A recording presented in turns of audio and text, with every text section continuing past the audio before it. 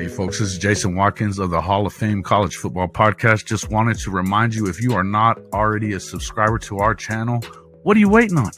We need all the subscribers we can get. We have been putting them on quickly, but we are on our way to 1,000 and we got to get there to monetize. So please, before you forget, hit the red subscriber button right here on YouTube.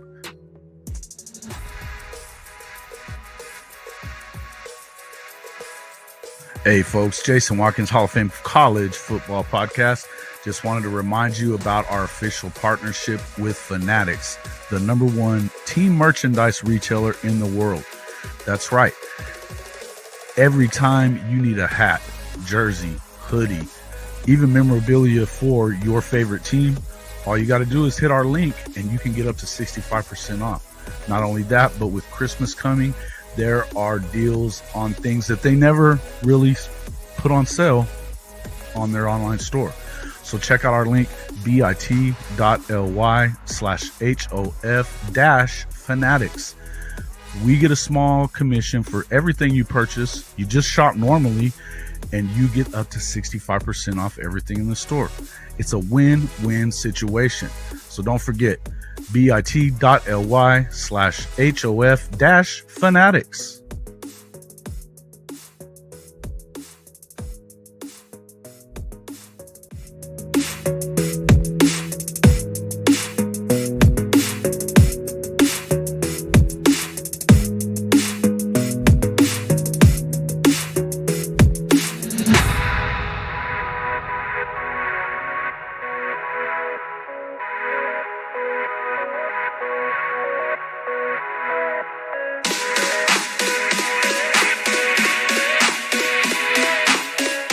Let's go!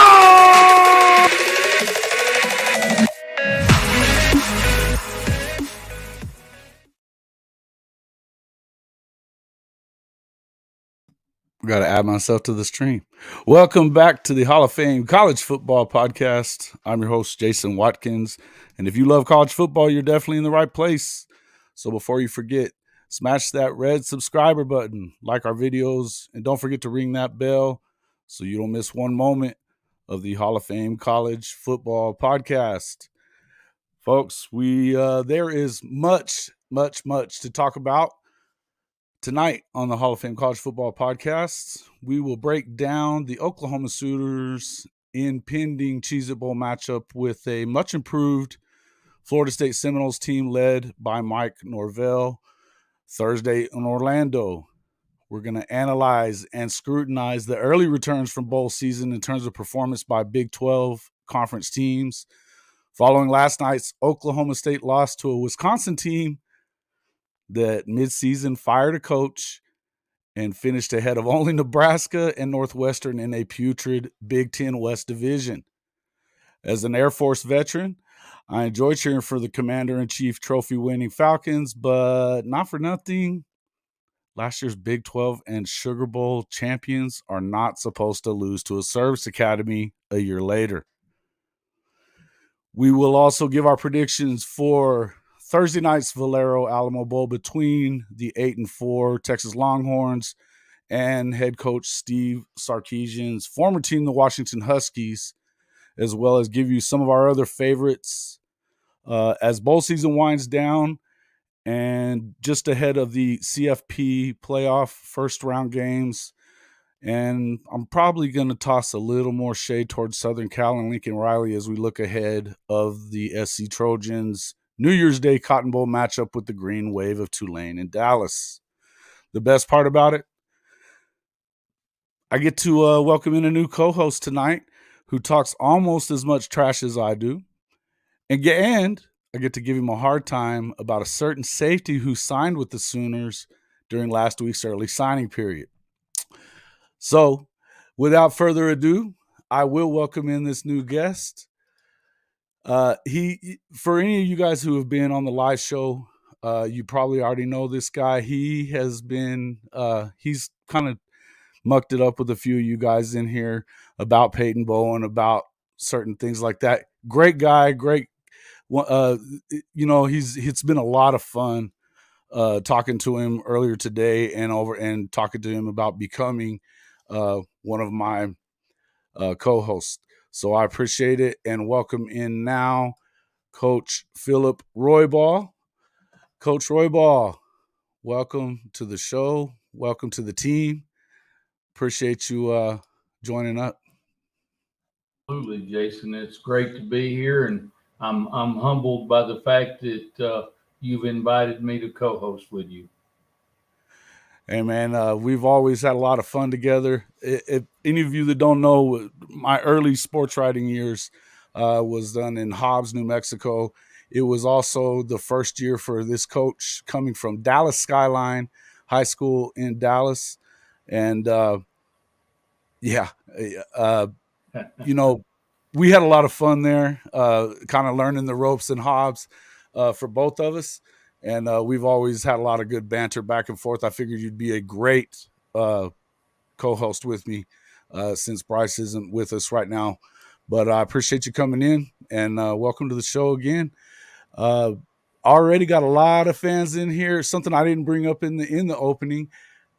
Just today, Trace Ford from Oklahoma State, defensive lineman, defensive tackle, which is what OU is really looking for, did transfer. He did transfer to Oklahoma. So got a lot of Okie Light fans upset. They should be upset, but more so about that trash performance last night. Don't you think? Wow, yeah, they played pretty bad, but they played bad for the last 6 games, right? That's kind of what's been going on. Although, and the one of the funniest things I thought that kind of came out of that was at the end of it. I don't know if you saw the video where the guy was asking about if he was going to be making any staff changes, and he flipped out and said he's going to take away access and all that kind of stuff. But I really felt like, if anything, the reporter, if it's me, why are you still going to be coach? 5 year. 5 years that you've been doing all this stuff. Yeah, Ford equals edge. Yeah, I guess. Yeah, he does. He does. Hey, listen, we need help everywhere we can get along that defensive line, though, bud. So, it's gonna be good. Jimmy, welcome back in. Adela, thank you so much, and she welcomes you into the show there, Coach. And Steve, how you doing, bud? Good to see you back in the show with us. OU fans are so mad. Yeah, OSU fans are so mad. Hey, isn't it great? Isn't it great? It just doesn't bother me at all. Just doesn't bother me at all. I love it. uh, who's getting out of fan wishing injury? Who did that? Who did that? I'm missing something. Who did that? I must have missed that? Okay. Uh, Glad that yeah, hey, you're getting a nice warm welcome here, Coach. I'm glad Yeah, for thanks, that. guys. You know, hey, so obviously getting into, we're going to talk a little bit starting off about this OSU fans wanting Ford to get hurt. Oh yeah, okay, I didn't see that, Oh wow. but that doesn't surprise me. That's just about the level of crap that you end up seeing on, especially on Twitter, guys. And this is such a cesspool, such a cesspool. We can also talk a little bit here in a few minutes about this Dylan Gabriel deal from the video yesterday. It obviously caused up quite a stir on Twitter here earlier. We can get into that just a bit. But starting off, let's talk about this Cheez-It Bowl matchup with Mike Norvell's Florida State Seminoles first. Um, Honestly, this is, I think there's a couple of different things, and you and I talked about this a little bit earlier. For Oklahoma, and I think this is something that I've kind of said, throughout the last probably couple of weeks, or well, since we knew what they were going to do as far as bowls were concerned. The biggest thing for me was Oklahoma getting bowl eligible so that they had those extra 15 practices, time working in the system, getting some of the younger guys acclimated. You kind of had to figure that Eric Gray was leaving and going to the draft, and he should be. And then obviously having some other guys like that were going to be not there. So just playing in the game is good. I think you're going to get to see something that a lot of us have hoped to see as Sooner fans, getting to see some of Gavin Sawchuk out of the backfield. Javante Barnes kind of taking a lead back role, hoping kind of maybe to see some Marcus Major as well out of there. But you've got Braden Willis playing in his last game for Oklahoma. Marvin Mims will be back in the lineup as well. And of course, Dylan Gabriel playing what possibly could be his last game. He hasn't been committed. He has not committed to OU for next season yet.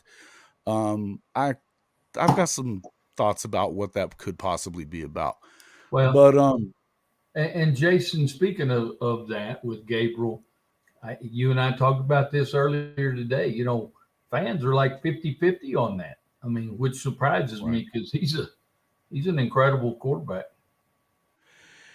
You know, he is, and I think that for what I was seeing, through the Twitter chat, because I just announced the video basically, and it just kind of stirred it up. But and it, I think what it is everybody's expecting that he's going to come in. Is Major not going to play? Majors is out. Okay, well there goes that. But I think essentially what we're looking at is a situation where you have a 5-star quarterback. Everybody's expecting him to come in. You did have some moments. There was a couple of games that Dylan didn't hit a pass here or there. As good as he was for much of the season, and he wasn't perfect. And in a season that I feel like you kind of had to be perfect in order for them to be any better, because of the fact that the defense was ranked 120th out of 131 in the country. Wow. You had to be perfect. So, and he's not Caleb Williams, which everybody knows. So it makes it hard um, to, I don't know. I think a lot of people have a hard time with it just because of that fact. Now, what I would get at, and I think this is what you're talking about as well, what you don't want to see, even if my feelings are, I'm fine. And I agree that more than likely, Jackson Arnold is probably going to be better by the time all is said and done. Mm-hmm. And he could be ready right out of the gates.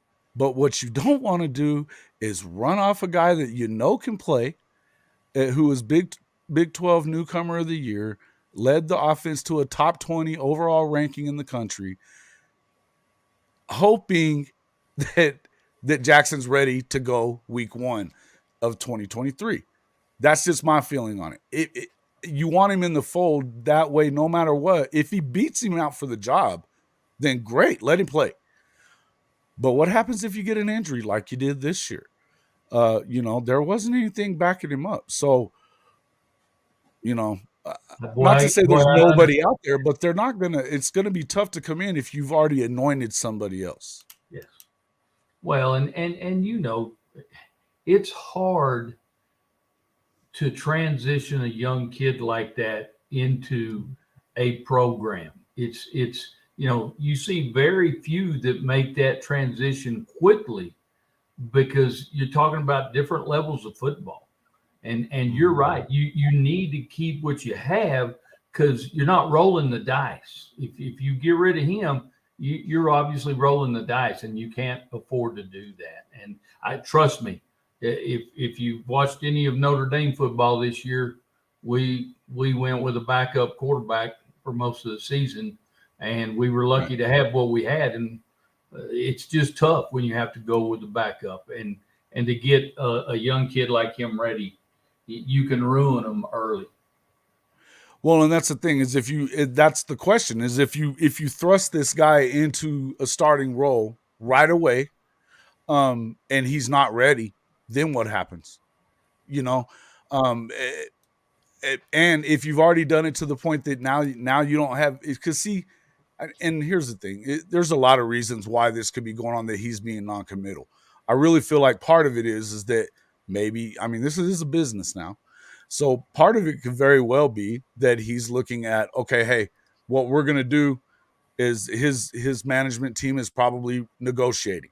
The other part of it could be maybe waiting and seeing what else might be out there for him. And if he's getting that signal from the coaching staff that he's not in the plans, which I don't believe that that's the case, then it behooves him to do that. Another thing that I saw in the comments of the video was that it maybe all three of them are in cahoots, that they don't want to put that out there because you want to still be able to bring in maybe another player from the transfer portal to kind of give you some more depth at quarterback. And I think that if anything, that was something that was bad about once they anointed Dylan the starter, when Caleb Williams was in the portal, all they had left was Davis Bevel out there. Nobody needs to see that guy play anymore. I'm not talking trash. I'm just being real. The guy there's a reason he was third string at Pitt. Okay. So you definitely need depth at that position. But what I would say is that there's a lot of folks that are just like, no, I go all in with Jackson. Go all in with Jackson. It's I think that it's a little silly to do that, and not knowing for sure that he's ready. And it is just like you said. I feel like it's rolling the dice, and I don't want to see him do that. And if you're Brent Venables, can you afford to roll the dice right now when you're coming off of a 6-6, possibly 6-7, maybe 7-6 season? But can you afford to It's roll the snake eyes.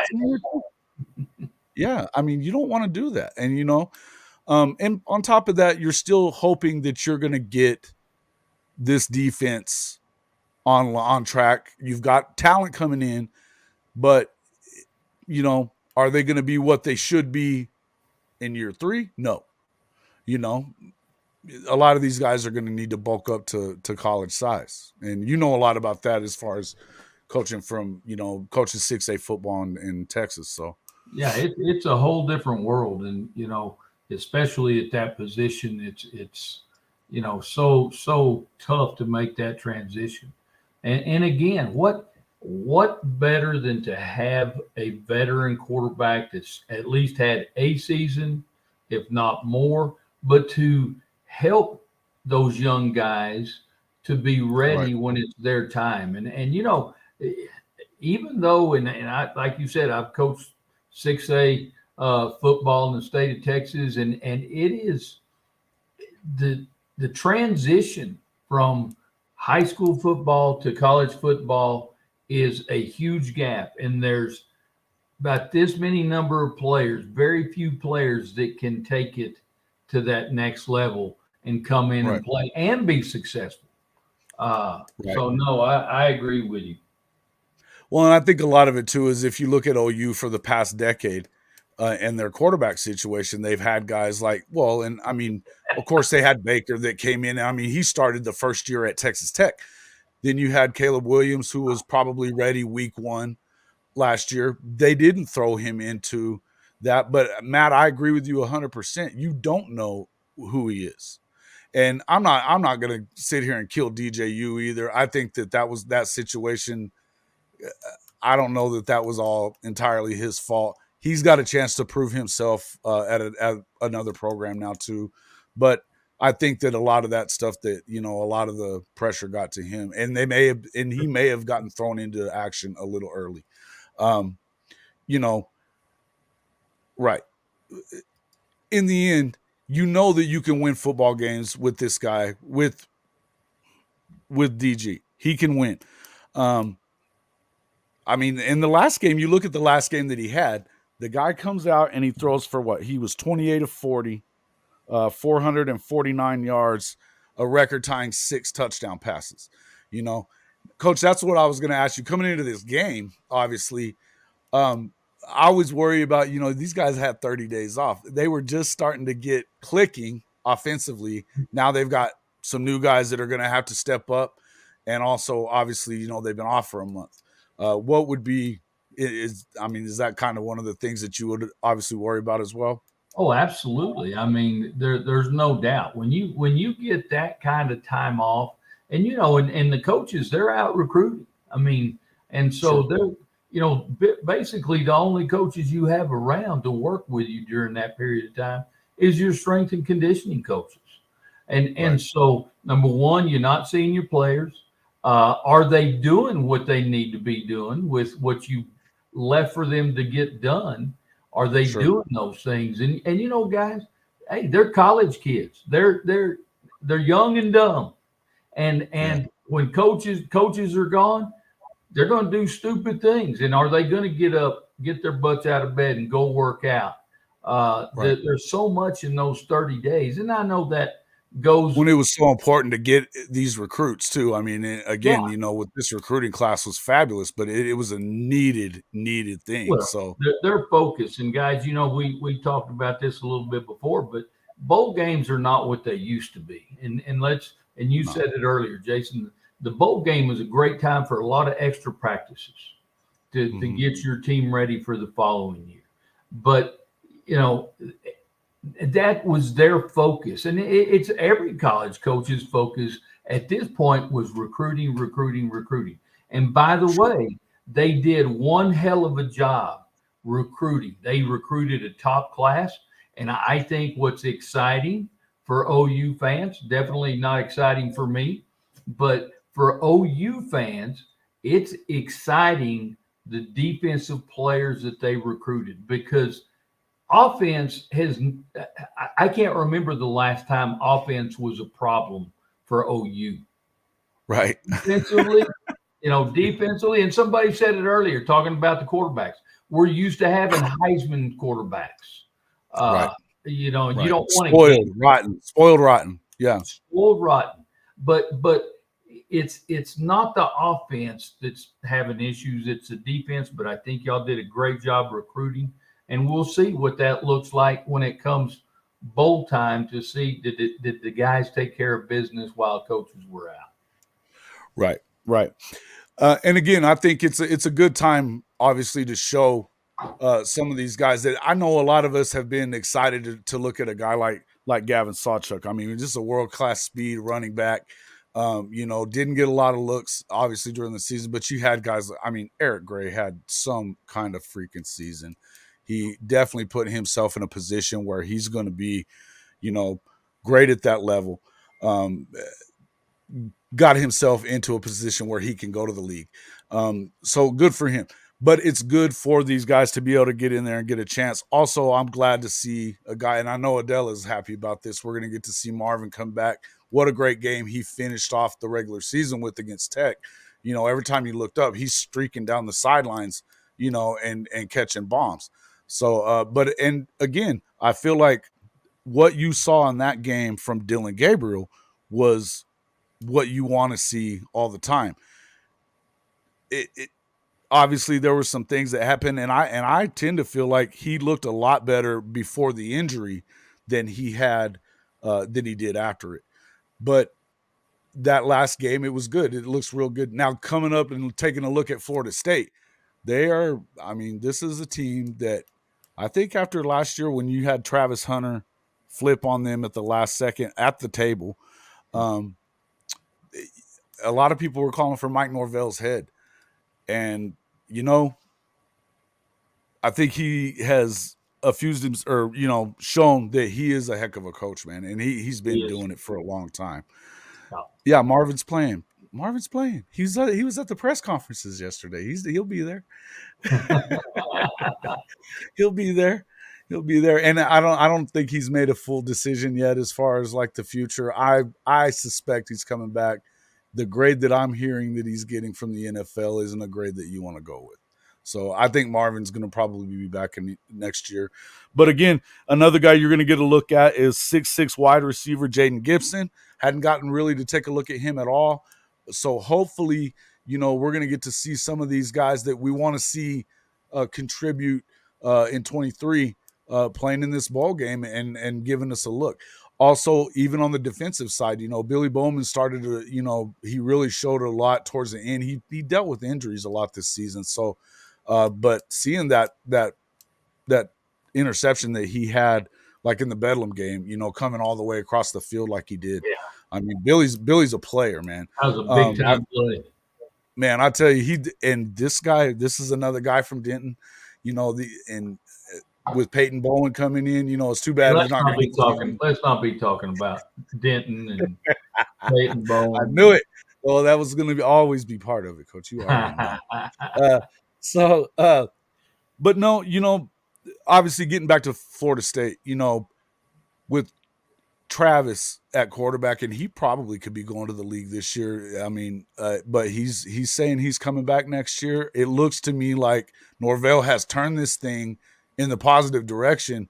Really in a tough situation, getting the job during the COVID year, and then everything that kind of happened last year.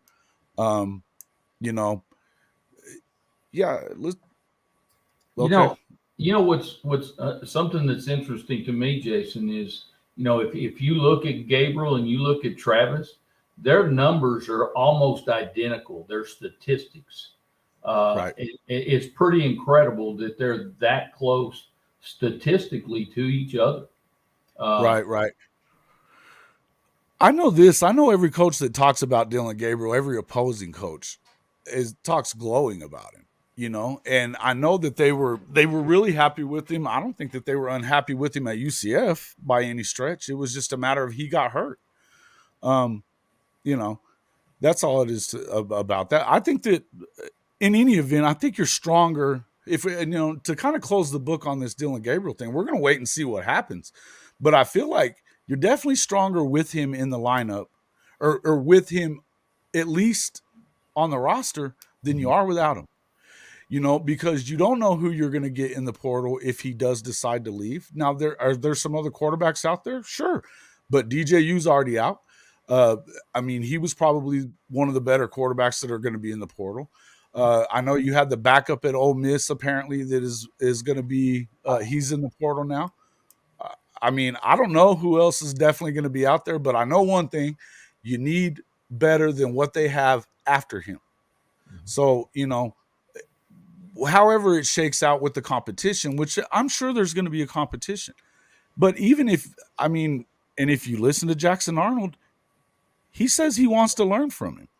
Apparently, they have a pretty good relationship already between the two of them, and he's ready to learn and get in there and check it out.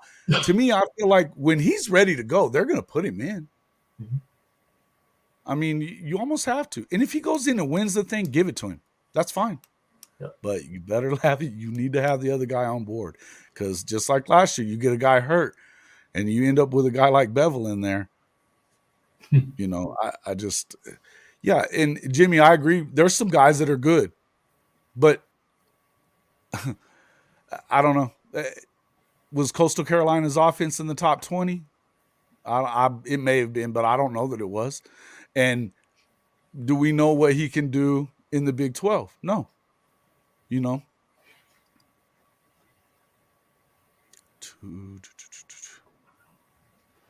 Lack of development of 2 transfers from Arizona State and Missouri. These are 2 players that were productive at OU, MIA. Yeah.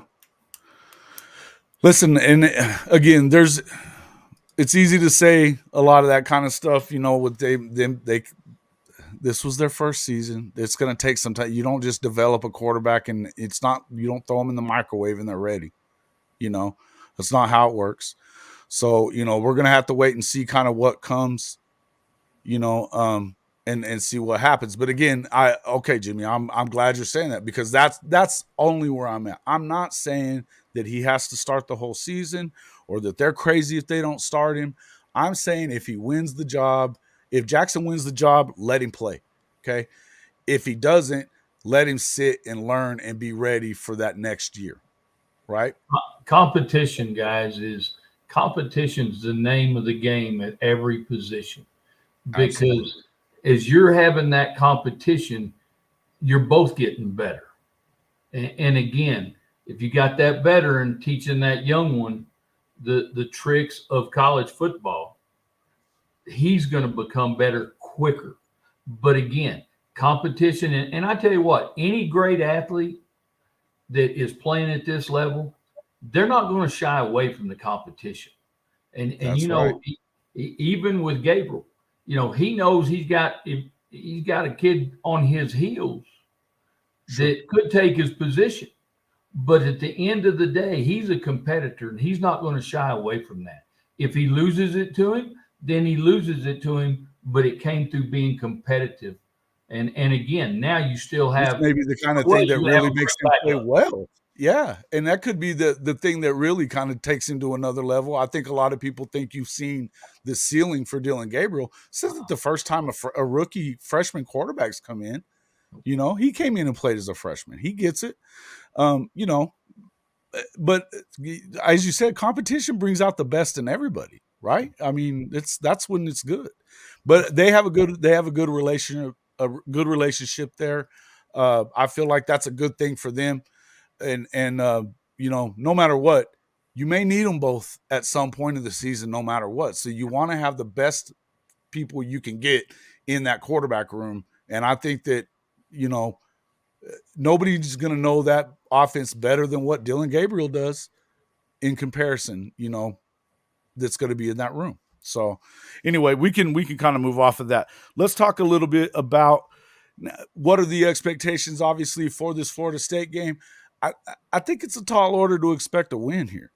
Um, Defensively, maybe you kind of expect a shootout in a bowl game. Could you go in and win a shootout? Yeah, maybe. I think that's what you would have to do. What I would hope is that Oklahoma comes out fast, like they tend to do when they're scripting their plays. Maybe they can get out there. What you don't want to do is get behind this team, because if you do, then it could be tough sledding coming back. Now, what you hope for is just myself. I mean, yes, you want to see them win. I'd love to see them win. Be competitive. Let's make it a competitive game. Show the improvements that you've made over this season. I think we've all agreed that you could have very easily seen this Oklahoma team have 8 or 9 wins, if it's not for a handful of plays. That's what you know. Florida State's number 13 in the country. They have 9 wins. They had a couple of losses that were, I mean, they lost the Clemson game, but they beat LSU. And they've got a couple of wins against SEC programs this year. This is a team that's it's going to be a tough out. If you're competitive with them, then that shows that it's a good move. It's a good step moving forward. Now, nobody wants to see the 6-7 record going into next season. I get that, but that is the least of the problems than anything else. And what you really want to look at and see is that they are improving. The recruiting was huge. This recruiting period was huge. This is a big move today to get Trace Ford. I promise you, everybody's going to be pissed. Everybody's pissed over there at OSU. But that's what the biggest need right now has been for Oklahoma is what? Along that defensive line. Hey, You need everybody's to be flying able to out of put pressure. OSU. Huh? Everybody's flying out of OSU. Listen, it makes you wonder why. That's a good segue, Coach. I appreciate that. That it makes you wonder why Mike Gundy's not flying out of OSU. Why he has a revolving 5-year schedule to go with this complete. I mean, the dude, it's like underachievement 101 all the time, all the time. And the recruiting class, I mean, it didn't even look like they were trying. Your top ranked player in that class is a quarterback. He's a 3-star, ranked 466th in the country. That's their best player on paper. Now, I know that 3 stars those are a lot of your heart and soul of football teams. I agree with that part. Now, what I would tell you is they love to tell you that they don't have the resources and that they can't do that. This is all just coach speak crap that came from him. He ought to be a politician because he can talk people into all kinds of shit. Excuse my language, folks, but listen, to me, I don't get it. And then you show up there last night, and I mean, Wisconsin's garbage. It's garbage. And of course, you didn't have Spencer Sanders. You didn't have a lot of these guys. But why is that? I'll tell you why it is. Because a lot of those dudes that left, they left because they were tired of mediocrity, and then no answers for why you're losing. You have the TCU game, and what does he say afterwards? Well, that one wasn't as fun as the last few, you know, and they lost because of rushing. Bro, you were up 24-7 early in the second quarter. You could have put that game away, and you let TCU hang around and beat you, and inadvertently sent them on a run. We talked a little bit about that earlier too. I mean, TCU, are they as good as they look? We're going to find out a little bit about them. But I tell you, there was a lot of things that happened over that 3-week span that they could have went the other way, and TCU could have been in a whole different situation. I think that goes to a lot to how competitive this league was this season. That any given weekend you could get beat. You know, I think even Kansas, what a turnaround for those guys. You know what I mean? What a turnaround. I mean, they had 1 win a year ago, or 2 wins a year ago. Well, they might have had 3 in the last 10 years. No, I'm kidding. But yeah, but hey, I'll tell you what, when you talk about a quarterback that could get it, Jalen Daniels, before he got hurt, those guys were humming, man. Yeah. They were humming. But anyway, the hope being is that you see OU do his thing, but what is this with OSU? I don't understand. And the fans are not even holding this guy accountable for the product that he's putting on the field, the lack of killer instinct. A year ago, you catch a win in the Bedlam game. You already blown out Baylor in the regular season, and you go and lay an egg in the Big 12 championship game when you're going to go to the playoff if you win. And it's always like that. If it's an important game, he don't win it. And you're not winning on the recruiting grounds. Why? Because from everything I can tell, he just doesn't put a lot of time in it. He just doesn't put a lot of time in it. And you're going to tell me that when you've played with Barry Sanders and Thurman Thomas and guys like that and been a part of a winning program or whatever, and, you're a quarterback yourself, you can't go get a 5-star quarterback to come and work with you? You've had guys like Mason around, Mason Rudolph. You've had, who was Brandon Whedon, guys that played in the NFL. You've sent guys to the NFL to play quarterback. IL is the new sheriff, huh? Who's the new sheriff? Anyway, to me, it's just a weird deal, man. It's a weird deal. And then he's in there dogging, worried about. He should have been more worried about his own job, but apparently he doesn't have to. So to me, my question is, Coach, this is the team that should be stepping to the front of the line in the Big 12. And to me, they're not. They're not going to. OU and Texas are going to leave, and these guys are going to stay right where they are, middle of the pack, most of the time. I'm not even sure they're going to be middle of the pack. If they continue in this direction and they don't make a change in their head coach, they could end up. People will say I'm crazy, but they could end up turning into what Kansas used to be. Right. Right. So they better get it turned around. Who do you think's better, Lance Leipold or Gundy? Yes.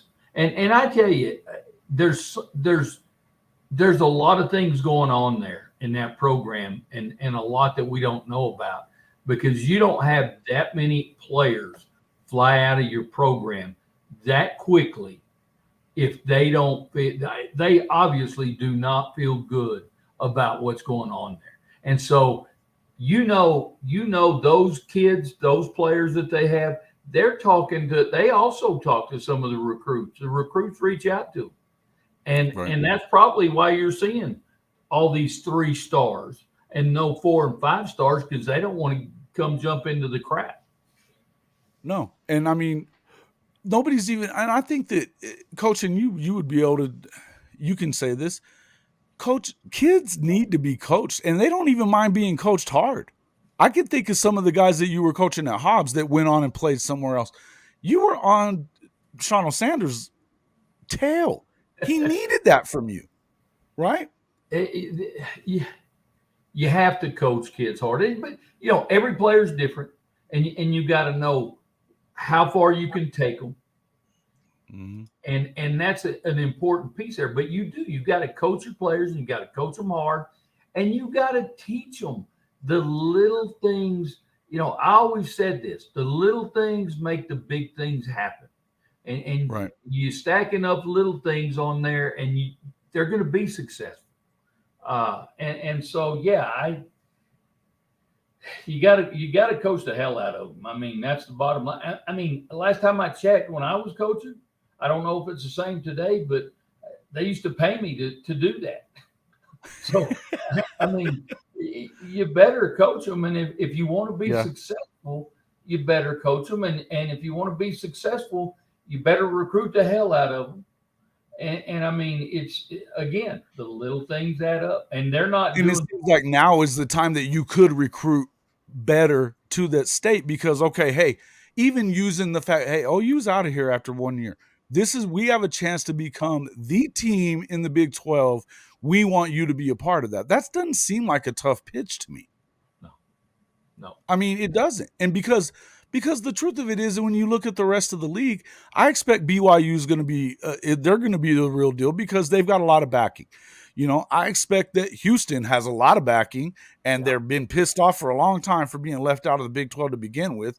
They're going to come in and make noise, right? UCF has the biggest alumni base in the country, period. They have been undersold for a while. They've been, they felt like that they deserved more over the last few years. You know, Josh was there and they were undefeated under him. Yep. You know, they've done a lot of stuff. What I would say is if you're Oklahoma State, you've had the team to do this and you continue to not get it done.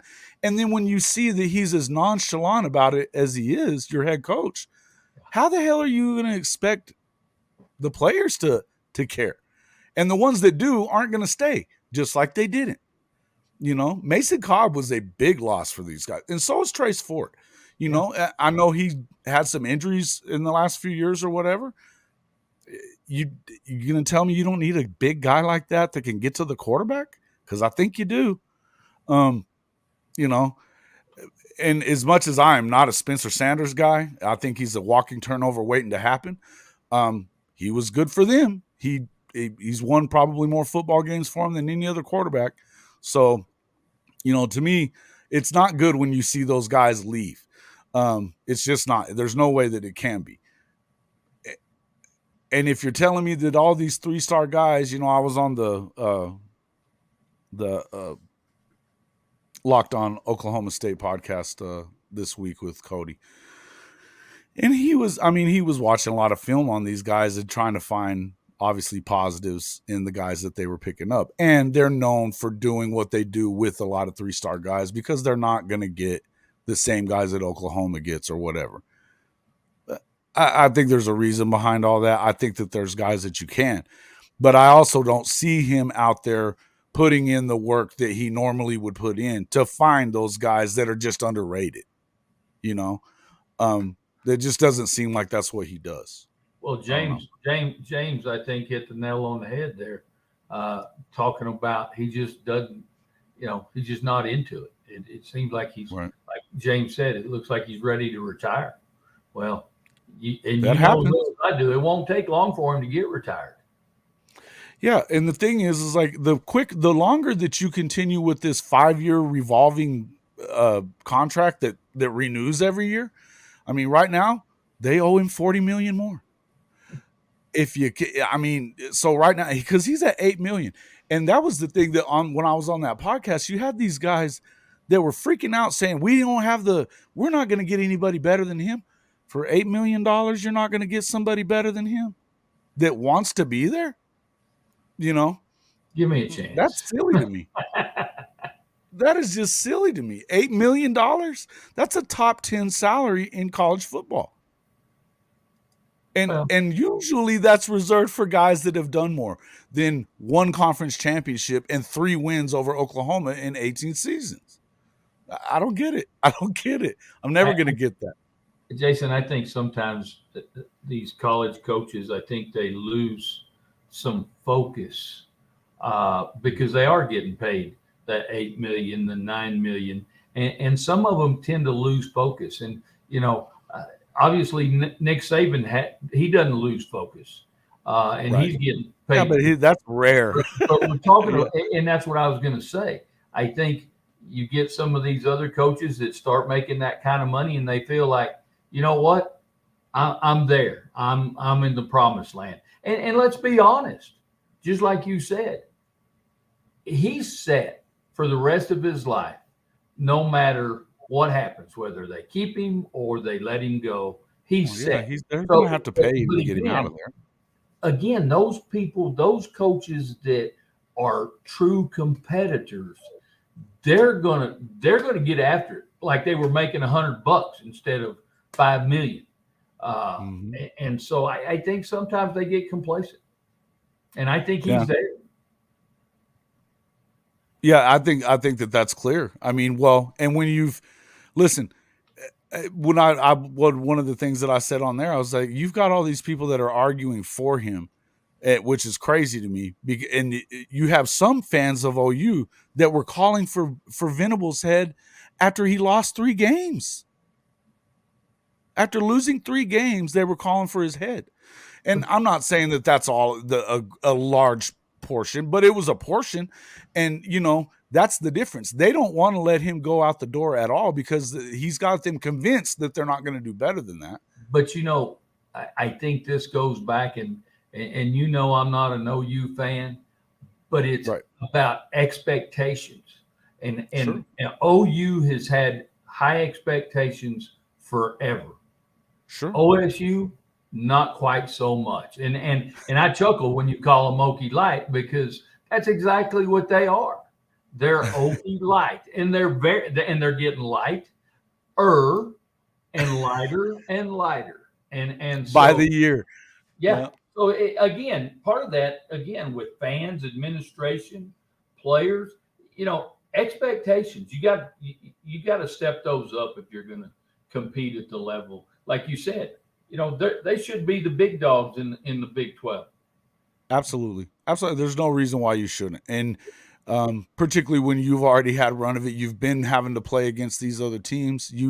There's no reason why they shouldn't. We'll move on from that. Yeah.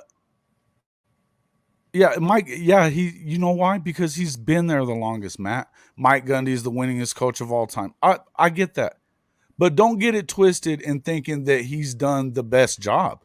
You know why he is? Because the other guys got other jobs and went elsewhere and won national championships. Jimmy Johnson, Les, guys like that. That's the whole thing. This is not the same thing, and this guy is not moving the program forward anymore. That's just how I feel about it.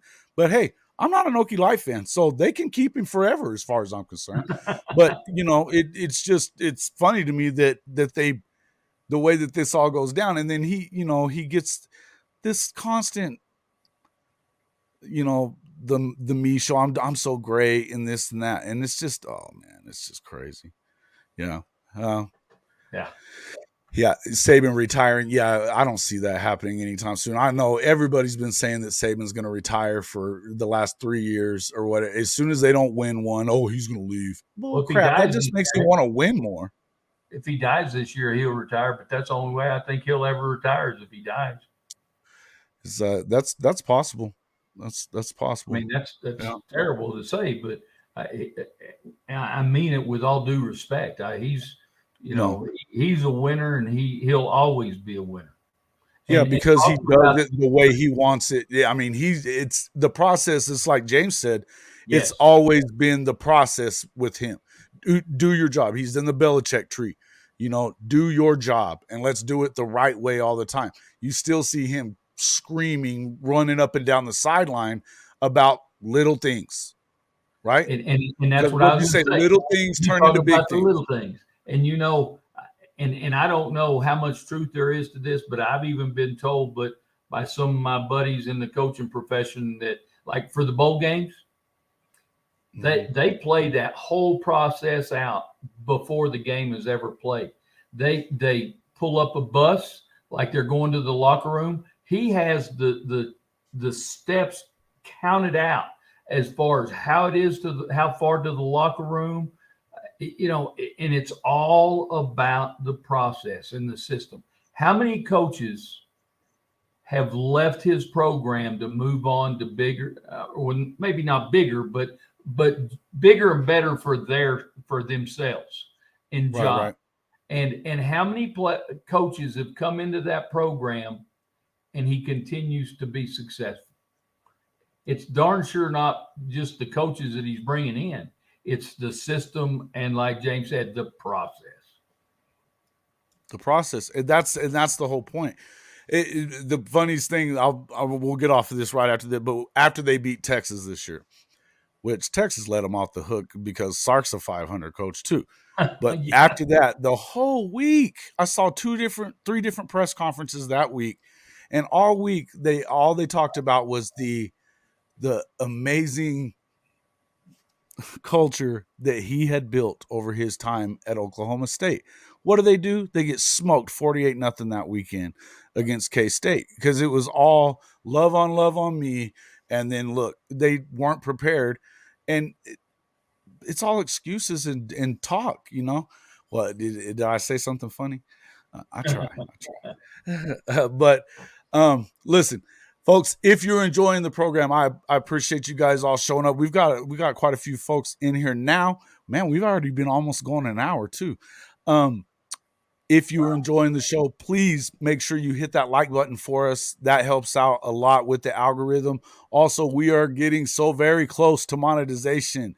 The last I looked, we were at 952. So we have about 40 something to go. Please hit that subscriber button if you have not already done so. It's so awesome to finally, and we're way ahead of schedule where you probably should have been, you know, starting off a channel this year.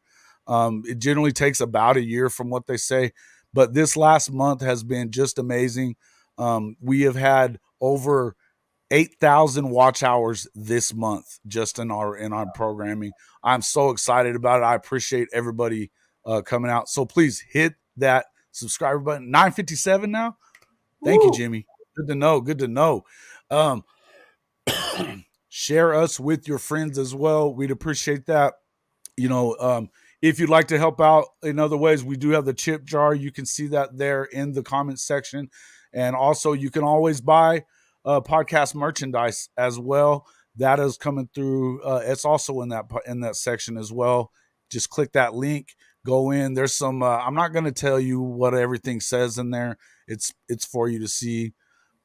Some of it's pretty good stuff, but you can get the Lincoln Riley blocked me t-shirt. If you've been blocked, buy that sucker, because you know what? It's my badge of honor. I didn't even have to tweet at the dude to get blocked on Twitter from Lincoln. So, hey, it is what it is. I just speak the truth. That's all I do. So thanks a lot, guys. We appreciate you guys all coming in. Let's take a look at next up. Hey, one other thing. What is going on? I saw somebody ask this earlier too. What's up with right now? The Big 12 is not really showing much for the bowl season, right? Kansas getting popped by Arkansas. And what in the heck is up with Baylor that you win the Big 12, you win the Sugar Bowl a year ago, and this year you get beat by a service academy? What the heck? Hey, brother, you know, I've been beating that dead horse for several. You have been on weeks. that. You have been on that. Tell me what you're seeing there. Would talk to me then, because I can't make hide nor hair of it. And I tell you what, I don't see any one specific thing, but I just as I watch their games, I mean, I don't see good rhythm in their offense. I've seen them just personally. I see them defensively. They don't tackle well. Yeah.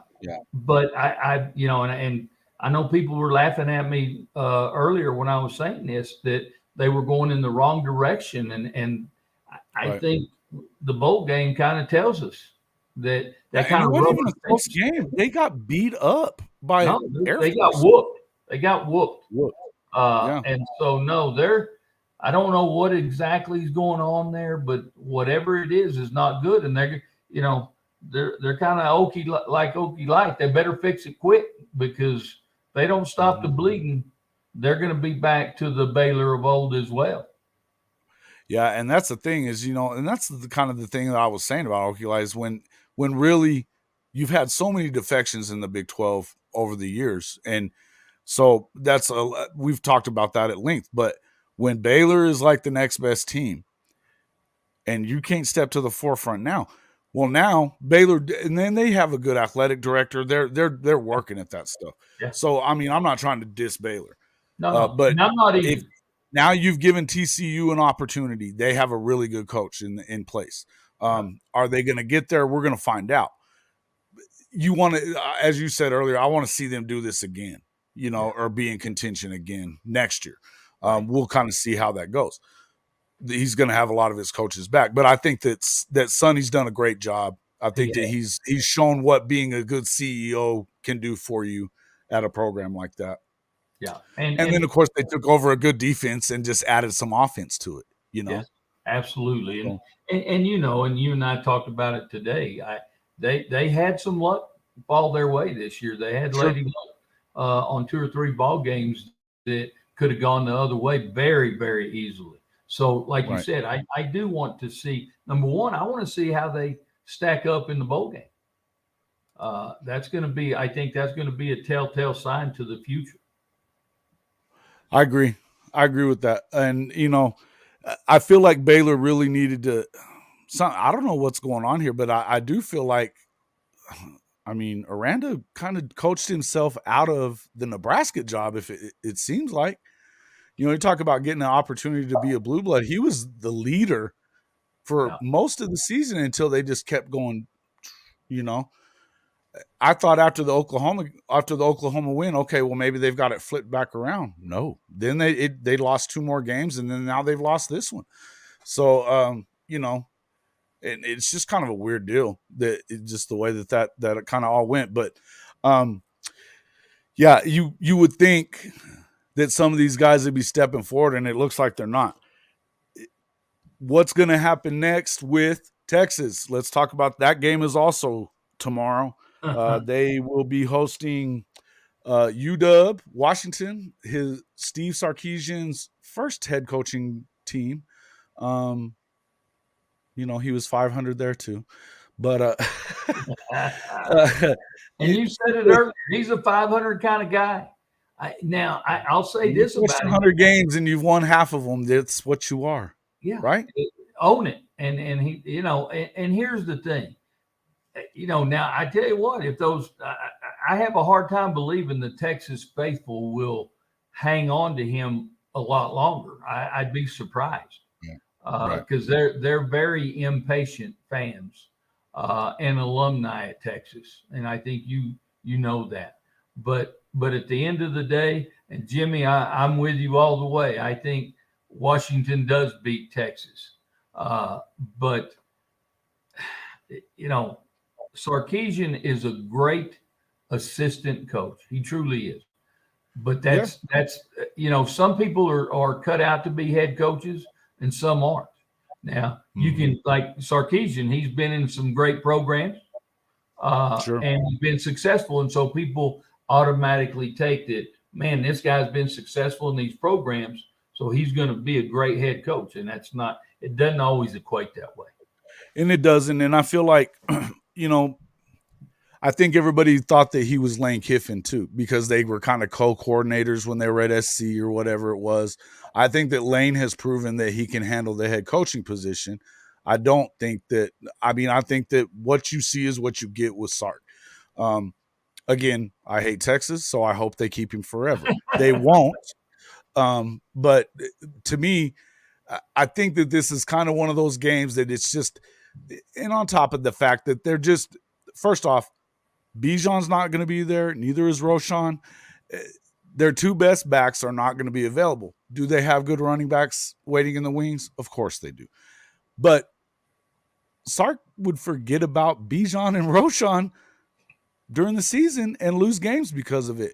Yeah. How's he not going to forget about these young kids when he falls in love with Quinn Ewer's arm? Because he does that. Good news is they will be in a dome, so you don't have to worry about wind or anything pushing it around. But you better be careful that they don't use him right. And I just don't see him really doing it. So I feel like Washington, they've got a really good coach. He's proven himself this year in year one. He was doing it at Fresno State. This is a guy who has shown that he's not just a 500 coach. Right. And this is kind of one of those important step games for a program like Washington. But I also feel like where I said earlier, and we talked about this earlier.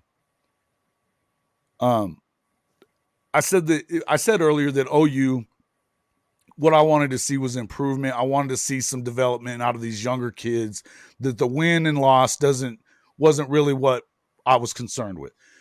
If I'm Texas, that's kind of the opposite. You want to see them take that next step and win a bowl game when you haven't been to one in a while or haven't been in a situation of playing, at the level and against a team like this. I mean, this is a tough team. Yeah. Washington is going to be the real deal. I don't like the Pac-12 a ton, particularly once SC and UCLA are gone. But I do think that this is one of the better coaches in the country, and it's a statement win if you're Texas.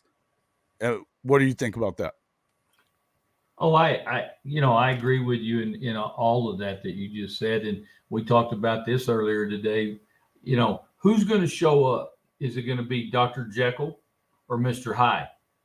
Right. Because Texas can play well at times, and then they come out and they look like a middle school team could beat them. And so, Right. if a good Texas, if the good team shows up and not the bad team, I think it'll be a competitive game.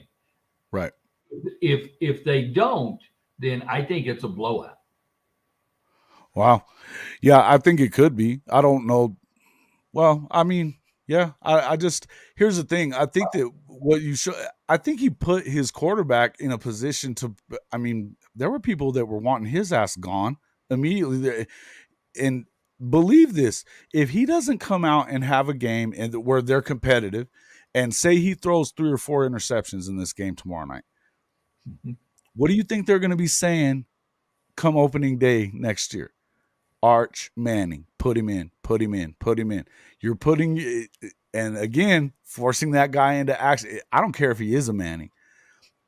We don't know that much about Arch. He probably isn't going to be ready either. If he's the number 1 player in the country or not, whatever, I don't care. Still a freshman coming out of high school. Exactly, and he played 2A football in Louisiana, not the big boy stuff. He played private school 2A football. He may be Peyton. He may not be. And you certainly don't want to find out week 1 of next season that he's not, and you had to dump yours down the road, So, and I think that he put yours in a bad position a lot of times this season by not using the best running back tandem in the country and the best running back in the country in Bijan Robinson. I don't think that they should have been in the freaking conference championship game. There's no 2 ways around it. They beat Kansas State.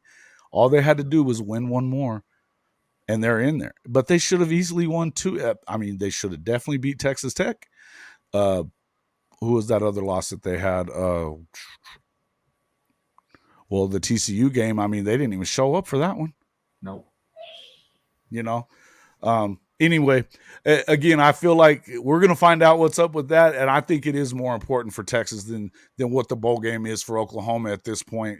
They're playing for something else. You need to show that you're making that progress now going into year 3, and I think at times that they've shown that they're not. But yeah, Baylor, Baylor, yay. Lost to the Service Academy. That's pretty bad stuff. All right. Next up let's talk about your Notre Dame Fighting Irish. I will be a Notre Dame fan as they go up against South Carolina and Spencer Rattler. Never been a fan of Spencer Rattler, even when he was at OU. So I do like the coach over there, though. But I would say that, what do you think about that game? What have you looked in? I look at that ball game, and Carolina, South Carolina, their defense is really suspect to the run. Right. I think that plays into our hands because they're horrible versus the run. And watch me say that, and they stuff us on bowl game day. But they are, and that's our strength. We have 3 backs that are all 3 of them are GoDaddies. Yeah. And so I think that we're going to have the edge from that perspective. Now we have Buckner that's back at quarterback. Uh, I'm not. I'm not sold on Buckner. I know he was a big recruit coming out when Notre Dame picked him up, but he didn't show anything in the first few games. We got to see him in spots last year, but I don't. I worry about his passing game. It's very Yeah, he didn't look like he stole the ball very well to me. no, he does. But hopefully, there's a couple of things here that have changed since he played his first couple of games this season and then got hurt. And that's our offensive line is finally gelling and playing well. And And, together. and Yeah. together, exactly, Yeah. and together. And I think that's going to be big for him because he is a great runner. So I think he gives you that extra dimension as a running back as well. Right. So I think that's going to be the difference in the ball game. We can run the football. I think we win the ball game. If they stop the run, then we'll lose that one. And we're Dr. Jekyll and Mr. Hyde too. I mean, wow, you lose to Marshall, to Stanford, Yeah, that was a tough loss. That was a but tough then you loss. turn around and you start off the season playing Ohio State well. Uh, didn't win it, but But played them see, and well. that's the other thing. That I am not a Big Ten lover right now. I think that Michigan is really good. I think that Ohio State's okay. I don't think that Ohio State's a playoff team. I I know that the only team that they really played until they got beat uh, by Michigan and got beat handily at home was Notre Dame, and Notre Dame was down. So I don't want to hear how great the Buckeyes are. They're And it going to was a get close game, Jason. rolled, huh? And it was a close game Yeah, against Notre Dame, and we were like you said, we they were down at squeaked that. out of that. They got lucky to squeak out of that. Yeah, Yeah, I I watched it. I was predicting blasting them. yeah. And when you look at that offense, you think that that's what you should do. Again, this is where I feel like they are so similar to USC.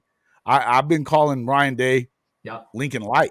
I've been calling him Lincoln Light because these guys have amazing players, especially offensively. They're not doing much defensively, even though they brought in Jim Knowles from Oklahoma State a year ago, Right. and they still didn't get it right. You know, are they getting defensive players? Yeah. Is it going to get better? I don't know. I don't know because something tells me I just don't think that Ryan Day is that good a coach. I think that he's another coordinator. Agreed. I think that they were hoping that he was going to be more than that. He's not.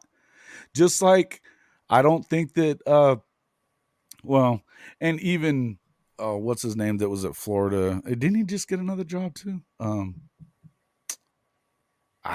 The guy that got fired from Florida last year and was at Mississippi State. Jackass, dude. Jeez. Mullen. Yeah. Did he just get another job somewhere?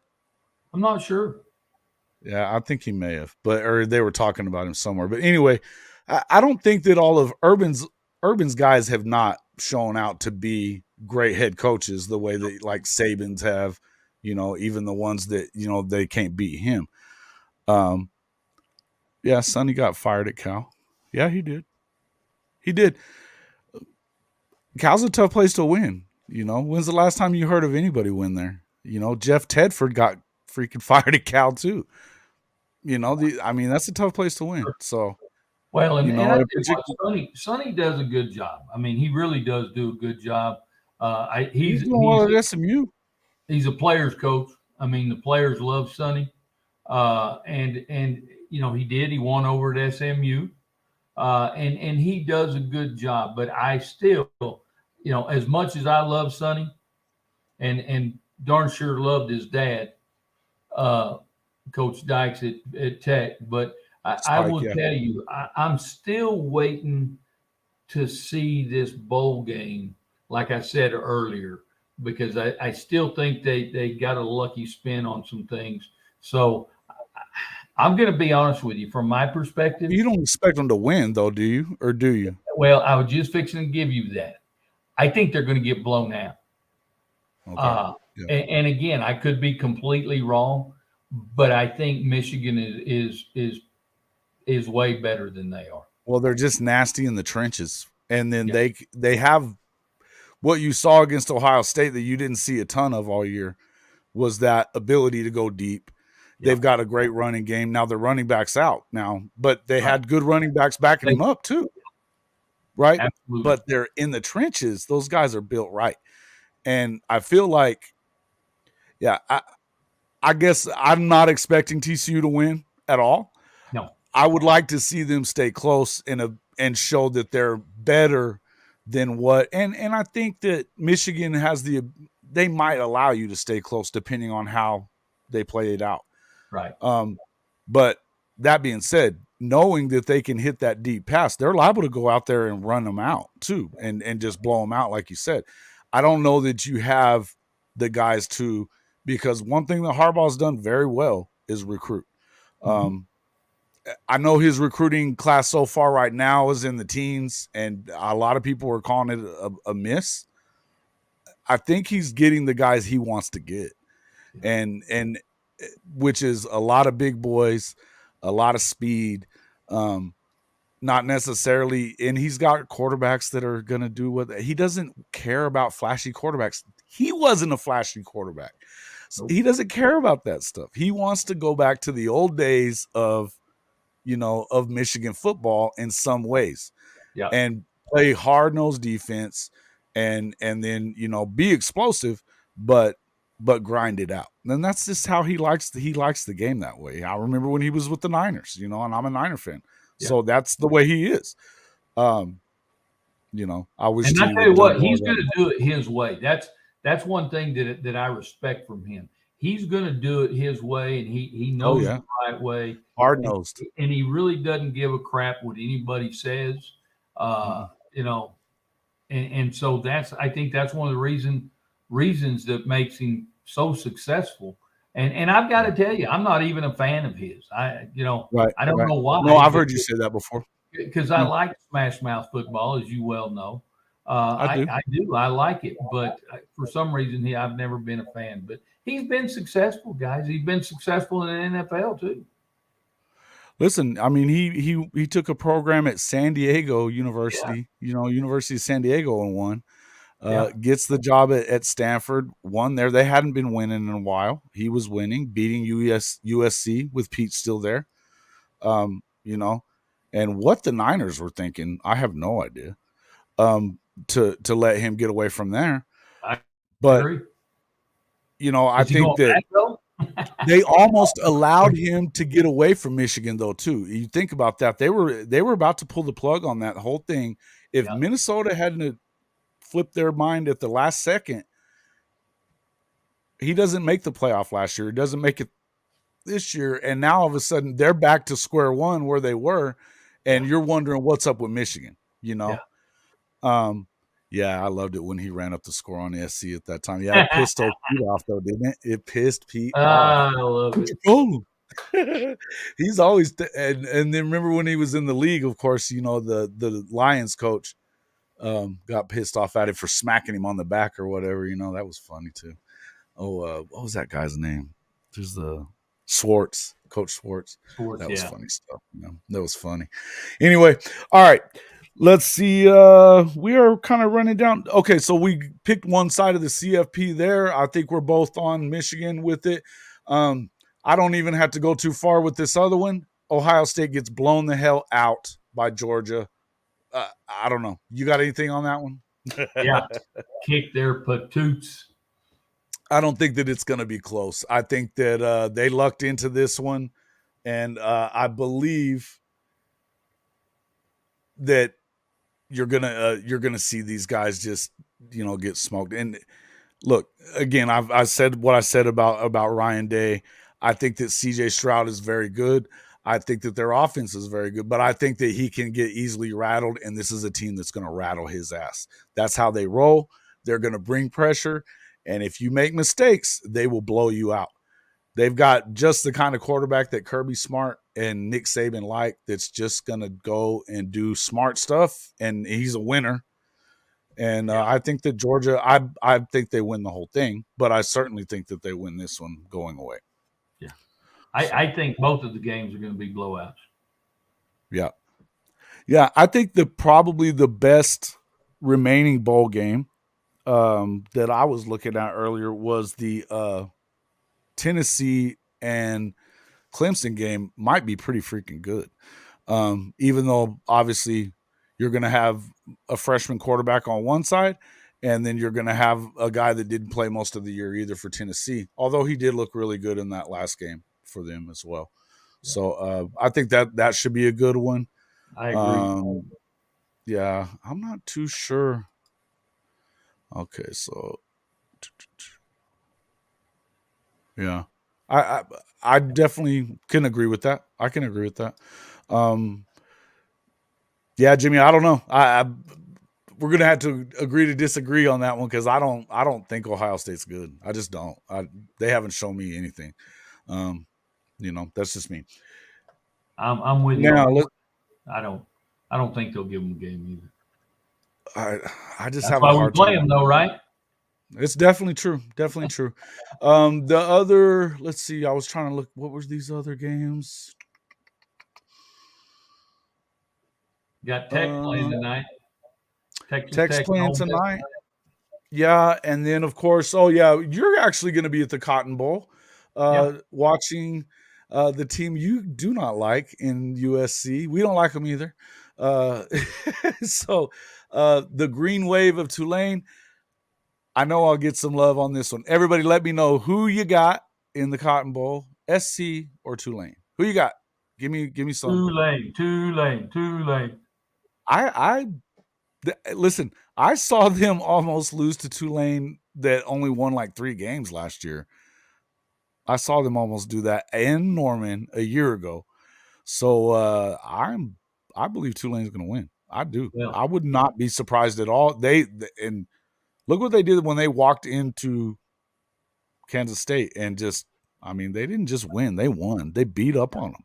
yeah. So I think I'm going to be there, Jason, and I may get to watch the game on TV because I'm going to be at the tailgate. yeah, man, that tailgate sounds real good. Dang. I wish I could be there for that one too. Yeah, listen, I knew I was going to get a bunch of this. Oh, and Nadella's going to be at the Cotton Bowl too. Oh, Yeah, Adela. All yeah, right. heck yeah. You're That's going. awesome. That's going to be a fun game. It's going to be fun to go watch. Maybe you'll get to see a crying quarterback or something. Possible. Maybe a crying quarterback. So we're hoping. The other one, let's see. You also have Kansas State, Alabama. That's I'm gonna go with probably I'm gonna pick Bama. They lost their 2 games. They lost by a point each. I'm Yeah. gonna have to pick Alabama on that one. I'm not positive that Caleb Williams is gonna play or not. I think that I would not be surprised. I think he's fine, but I would not be surprised if they held him out just for a built-in excuse. But that's just me. Yeah, I'm a he's crying coach. definitely, yeah, maybe so.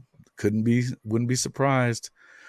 Yeah, I mean, would you be surprised if SC won? No, they should win. They should win, but I don't know. Yeah, towel over his head, crying. Yeah, if he plays, but I wouldn't be surprised if he didn't. Then I don't think they've announced anything. And then of course, let's see what else. Oh yeah, the K State Alabama game. I'm I like Kansas State. I think that they did a great job this season. But I I think do they're feel like that overachievers. they're overmatched probably in this game. Yeah. And you give Nick Saban a month to get ready for anything, he's going to be ready. So Yep. it just feels like they're going to have a hard time in that one. Um, I don't know. Anything else? Let's see. What other? Oh, and then the Rose Bowl. Of course, you have uh, my second favorite team in the country this year, the Utah Utes, playing playing against Penn State. I love me some Cameron Rising and the Utah Utes for breaking it off in USC twice. So, I'm hoping that Coach Witt will get his first. Uh, I'm hoping that Coach Witt will get his first Rose Bowl win in this one. Again, I'm not a big believer in the Big Ten outside of Michigan this season. I could see that, and I think that Coach Whittingham is the most underrated coach in the country. period. I've said this to pretty much everybody. He wins with what he's got, and they just do the right thing. And Cameron Rising is a dog, just the guy is a dog. He goes out and plays hard. He took that hit, knocks his helmet off, and what did he do? Popped right up and smiled into the camera. I loved it. That guy just plays hard. Um, you know, love me some Utes this year. I'm gonna stay with them and keep on keeping on, beating those dudes. I still feel like that's a team that should be in the Big 12. I agree. Because I feel like the Pac-12 is on its way out, but Yeah. I feel like you should definitely be wanting to get a school like Utah in there. You got the rivalry with BYU in it as well. They used to play TCU and those guys as well too back in those. So I feel like that's another team that should be looking in there. But yeah, Cam's a player. He's another guy, and he had a little chip to play. He's got a chip on his shoulder about Lincoln Riley as well, because of the way he did him, recruiting him, and then kind of screwed him over on the way that it went down. Texas did him the same way, kind of, but he ended up in the right place. I think the guys has shown that he's just a winner. Dude's just a winner. Yeah, I think that they should. I've been believing that yes, he was committed to OU, but then they pulled the scholarship offer from him. Something to do. I don't know exactly how it all went down, but I know that he was pissed off at freaking Lincoln about it, whatever it was. So, whatever it is, I'm a fan. I am a fan. Huge get for BV and Trace Ford. Sooner Cowboys comes in with something cool. Yes, agreed. We are in agreement here. It's always good whenever you just do something to piss off Okie Light. Doesn't bother me. And I think that Trace is a big. I was almost sure that he was going to SC, and it sounds like SC did not, because he was talking about going out there with oh boy, was at the school, and I don't know that they offered him. God forbid. You just kind of wonder why they wouldn't. I guess they just didn't need any defensive help out there at Southern California. So smart for him though to come and play for BV. So if you don't play defense, Jason, why do you need a defensive player? That's fair question. I get it, Coach. I know you wanted to start. You wanted to start on defense, right? That was where you were most worried about, right? Absolutely. I Slow the game love down. I love it. Defense is the place to be. I just it's love important. The strike. Hey, you can kind of set the tone there. You get out there and you put somebody on their butt early. And I mean, even if you look at that SC game against Utah in the championship game, they went down 17-3. And then what happened? They lit Caleb Williams' ass up after that. And, I mean, they beat him up, poor dude. But, hey, what I'll say is that's one of the things that it's going to be. Oklahoma is moving in the direction that they want to play defense, and it makes me so happy. It just makes me so happy. It makes me unhappy. I know it does. But I'm telling you, they are going to be hell on wheels if they get defense to play. Mm-hmm. I mean, they'll be playing for those national titles consistently if they can play defense.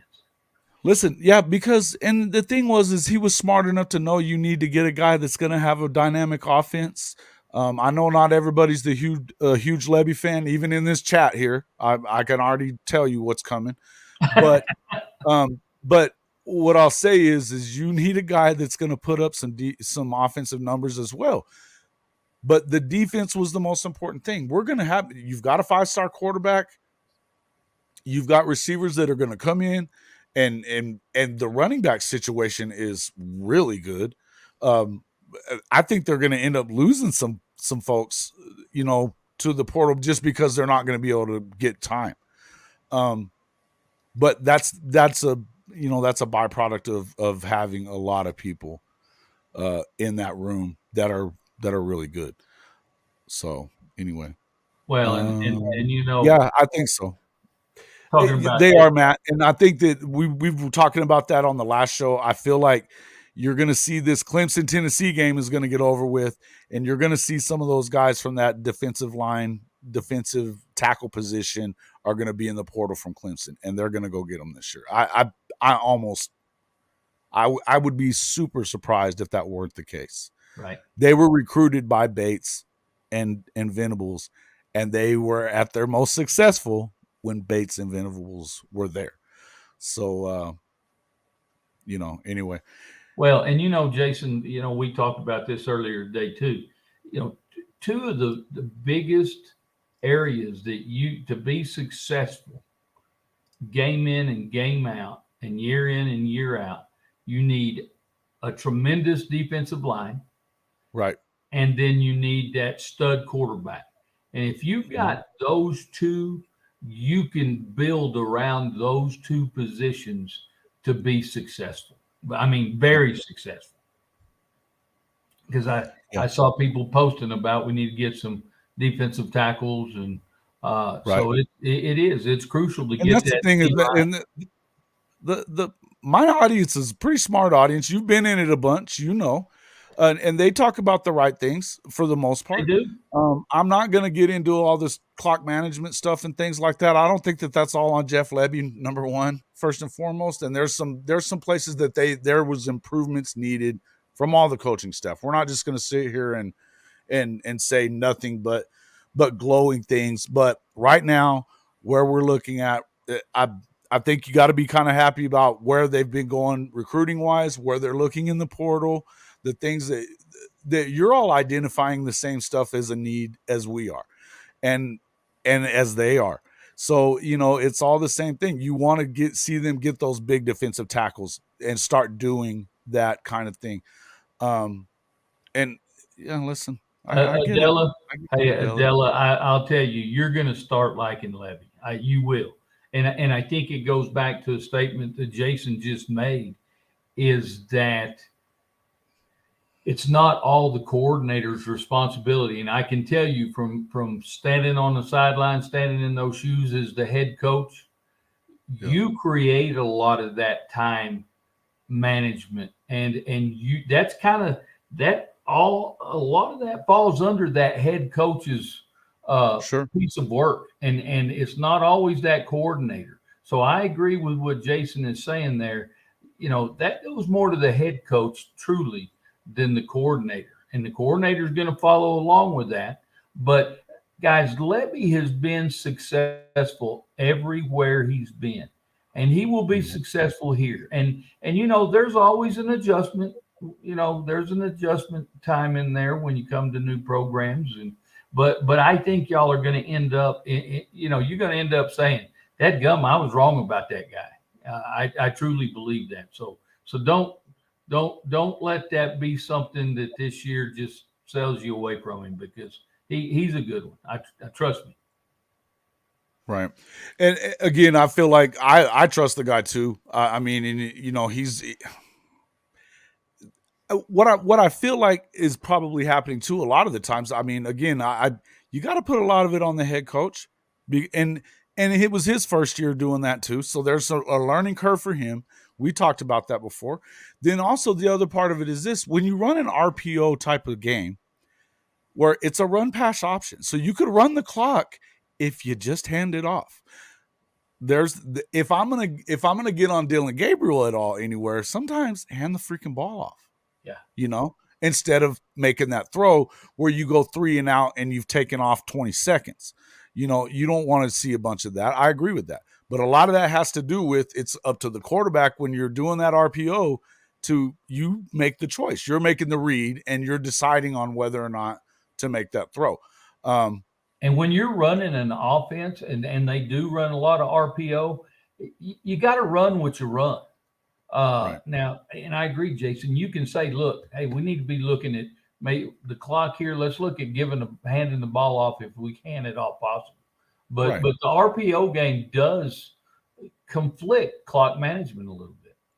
It does. And when you're a pace team that you want to play fast, it's kind of hard to slow those guys down, right?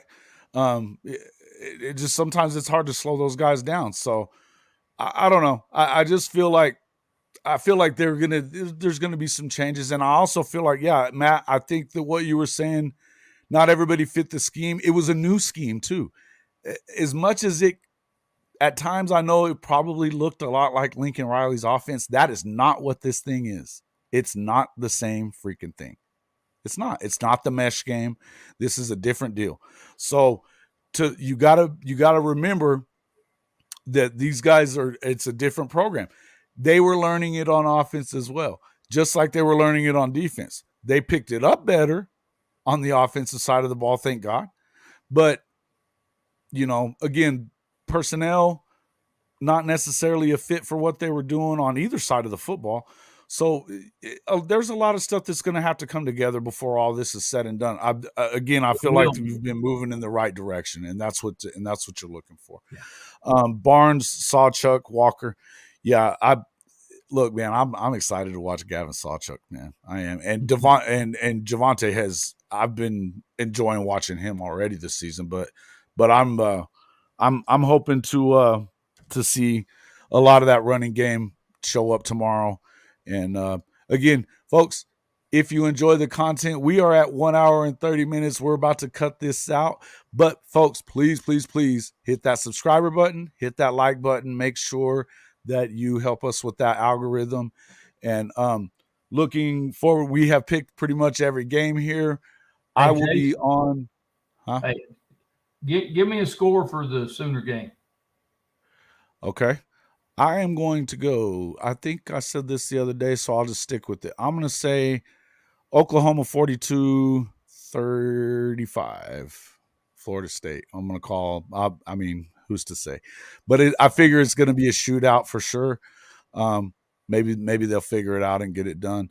It wouldn't surprise me if it went the other way. But it's funny because I have it the other way, 42-31. Okay.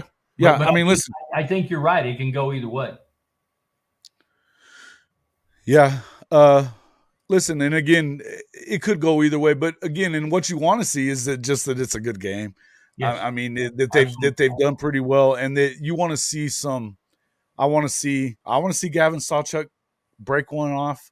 I want to see Jaden Gibson catch a ball. Because he did have some issues with the drops earlier. Yeah, guys, and at least I like actually seeing here that you were not having the ridiculous expectations of beating a number 13 team in the country when you're at 6-6. I appreciate that. See, our audience is smart, Coach. I like it. Our audience is smart. They are. Hell, that's why they're here, because they have a love and a passion for the game, and they do get it. I love it.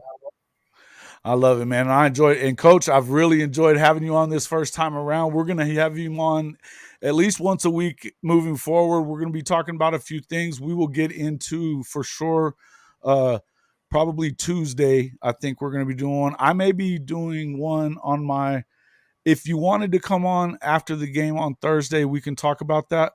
Let me know. We'll talk afterwards. But looking like I'm going to be doing one with K. Chris with the Horns Down podcast as well. I'm going to have him on as well. So it might kind of breaking that down if we wanted to do that together. So we're trying to something that we've been kind of working out today. But looking forward to that one as well. We will be on Thursday night checking that out so we'll break it down here on the Hall of Fame College Football Podcast. Again, Coach, I appreciate you joining me, and look forward to doing more. Huh? I enjoyed the heck out of it, and like you said, I love all these people and their different thoughts and ideas and their reasonings behind things and their knowledge of the game. And so thank you all. I enjoyed this tremendously, and it's been a while since I've really sat down and had some great conversations like this, after being out of it for so many years now. So, man, I tell you, that was one of my favorite things. I did coach in a Super Bowl this year. My grandson Flag football team, Hey, 7-year-old. I did see that. I saw that I was looking at that earlier on Facebook. I was like, oh man, he's back in coaching. Yeah, flag football. Hey, I man. think most fun I've ever had coaching. I was fixing to say you probably had a lot more fun than you did at any other Oh, point, right? Yeah. absolutely. Lots So, of fun, man. And hey, the game of football, I mean, this is what I love football, man. I've oh, always have. So we're excited about all that. We might just do that, Adela. I'll let everybody know first thing tomorrow on that. But folks, again, if you haven't hit that subscriber button already yet, please do. If you are a subscriber, share us with somebody else. We are so close, 40 away from that 1,000-yard or from that 1,000 mark, and we will be giving away a pod T-shirt of your choice to somebody, one of our subscribers. We're not going to say number 1,000 because then everybody will just, yeah. Well, it'll be a random one.